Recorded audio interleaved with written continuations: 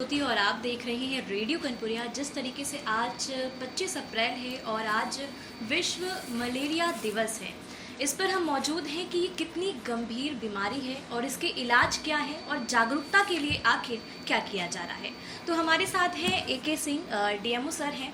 उनसे हम लोग जानने का प्रयास करते हैं कि इसका आखिर इलाज क्या है, किस तरीके से बचाव कर सकते हैं और विश्व मलेरिया दिवस कितना प्रभाव डालता है लोगों में कि हाँ, जागरूक होना है और इससे कैसे बचाव किया जा सकता है। तो चलिए बातचीत करते हैं। सबसे पहले आपसे ये जानना चाहेंगे, जैसे आज 25 अप्रैल है, विश्व मलेरिया दिवस है, तो इस पर आप क्या कहना चाहेंगे? आज विश्व मलेरिया दिवस यानी 25 अप्रैल 2025 मनाया जा रहा है। इसका मुख्य उद्देश्य कि हम एक सामाजिक स्वास्थ्य शिक्षा देकर लोगों को जागरूक करें और मलेरिया नियंत्रण के साथ इसके उन्मूलन को भी आगे बढ़ाएं। जैसा कि हमारे राष्ट्रीय पॉलिसी के अनुसार 2030 में मलेरिया उन्मूलन का लक्ष्य रखा गया है जी। उसी क्रम में आज हमने मुख्य चिकित्सा अधिकारी कार्यालय में विश्व मलेरिया दिवस की एक गोष्ठी का आयोजन किया, जिसमें हमारे वेक्टर बॉर्न डिजीज के समस्त स्टाफ और NMTC की ANM जो स्टूडेंट है वहाँ की, सब ने मिलकर उस गोष्ठी में भाग लिया और इसके बाद एक रैली, जागरूकता रैली निकाली गई। उस रैली को रामा देवी होते हुए कैंपस में वापस लाया गया। इन सभी के द्वारा मलेरिया उन्मूलन के लिए विशेषकर कि ये मलेरिया की उत्पत्ति कैसे हुई, इसका पैरासाइट कौन है और इस पैरासाइट को एक पेशेंट से दूसरे तक पहुंचाने का वेक्टर कौन है, इसकी नियंत्रण रणनीति क्या है, इन सभी बातों पर विशेष ध्यान देते हुए कार्यक्रम का आयोजन किया गया।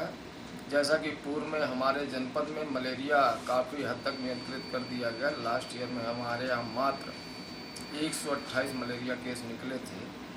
दोबारा इन केसों की भी संख्या को कम करने के लिए और उन्मूलन को ध्यान में रखते हुए इस विस्तृत कार्यक्रम को जागरूकता के रूप में बचाव के लिए और उपचार के लिए आयोजित किया गया। जिस तरीके से जो मलेरिया है, डेंगू है, आखिर इनमें अंतर क्या है? क्या ये एक ही है या अलग अलग है? मलेरिया और डेंगू दोनों अलग हैं।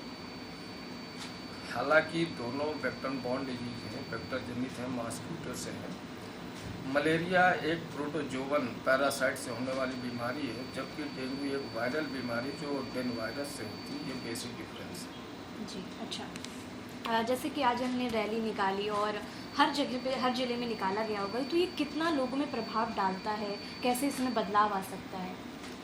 देखिए, उन्मूलन को ध्यान में रखते हुए जागरूकता रैली का मतलब सिर्फ ये है कि लोगों को जागरूक करना है। इसके द्वारा हम स्वास्थ्य शिक्षा देते हैं कि लोग कोई भी बीमारी खतरनाक हो सकती है, उसके बचाव के लिए हमें क्या करना, क्या नहीं करना। जैसे घरों के अंदर मच्छर के ब्रीडिंग सोर्सों को समाप्त करना, उनसे बचने के लिए हमको घरों के अंदर जाली वगैरह लगवाना, मॉस्किटो नेट का उपयोग करना, फुल लेंथ के कपड़े पहनना, साथ में mosquito repellent plant, mosquito repellent coils का उपयोग करना कि जिससे मच्छर से हमारा संपर्क ना हो। और अगर हमारा मच्छर से संपर्क नहीं होगा तो हम इस बीमारी से बचे रहेंगे। अच्छा, अगर हम लोग बात करें जहाँ से मलेरिया पनपता है ना, मच्छर पनपते हैं, उसे अगर जड़ से ख़त्म करना हो तो उसके लिए क्या प्रयास किए जा सकते हैं? देखिए, मलेरिया की उत्पत्ति प्रोटोजोवन पैरासाइट प्लाज्मोडियम से होती है, लेकिन वो डायरेक्ट हमारे शरीर तक नहीं पहुँचता है। उसको हमारे शरीर तक पहुँचने के लिए एक वेक्टर की ज़रूरत होती है। वो वेक्टर एक मॉस्किटो एनाफ्लीज होता है मलेरिया के लिए। उस एनाफ्लीज को समाप्त करना जरूरी होता है, क्योंकि वही किसी पेशेंट से, रोगी से पैरासाइट प्राप्त करता, हमारे तक लाता। तो पैरासाइट ना पहुंचे हमारे तक, उसके लिए वेक्टर समाप्त करने के लिए कुछ रणनीति होती है। सबसे पहले हम लोग जल स्रोतों को समाप्त करते हैं कि उनके लार्वा एग ही नष्ट हो जाए।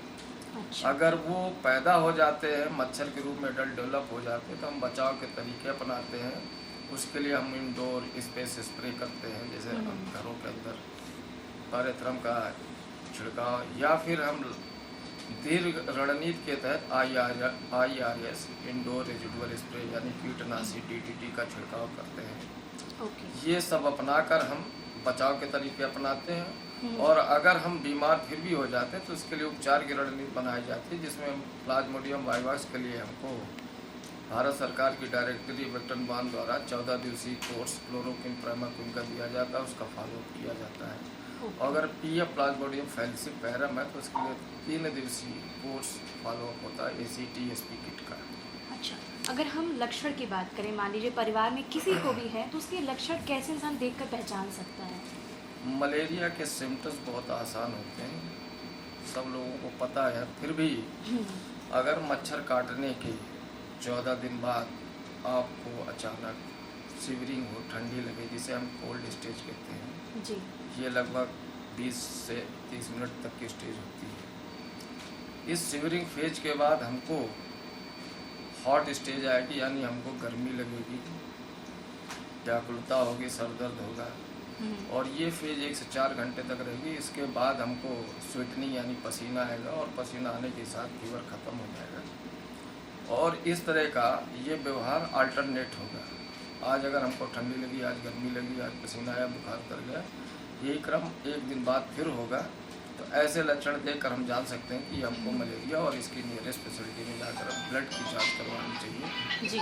और इसका रेडिकल ट्रीटमेंट विद फॉलोअप के साथ कंप्लीट कोर्स करना चाहिए। अच्छा, एक प्रश्न है, जैसे मैं बहुत से फील्ड वर्क में जाती हूँ तो एक परिवार में किसी को मलेरिया है तो इतना ध्यान नहीं देते, उसको टाल देते, तो कितना खतरनाक हो सकता है? देखिए, कोई भी बुखार खतरनाक हो सकता है, मलेरिया भी खतरनाक हो सकता है अगर हम उसके ट्रीटमेंट को अवॉइड करते हैं।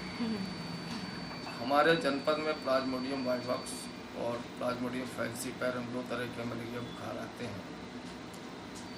प्लाज्मोडियम फैलेसीपेरम डेडली फीवर है अगर इस पर हम ध्यान नहीं देते हैं, तो इसलिए कोशिश हमारी ये होनी चाहिए कि तुरंत बुखार आने के बाद हमको मलेरिया की जांच करानी चाहिए। जैसे मलेरिया की पुष्टि हो जाए उसका फॉलोअप कर ले तो कोई दिक्कत नहीं होगी, कोई रिस्क नहीं होगा। रिस्क तभी है जब हम इसका उपचार न करें।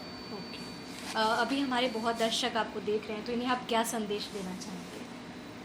बस मैं इतना कहूँगा, बचाव और उपचार जो हमारे फ्रंट लाइन वर्कर्स, हमारे डिपार्टमेंट के लोग प्रचार प्रसार के माध्यम से हर घर पर परिवार तक पहुँचा रहे हैं, उस पर ध्यान दें, स्वयं जागरूक बने। जी।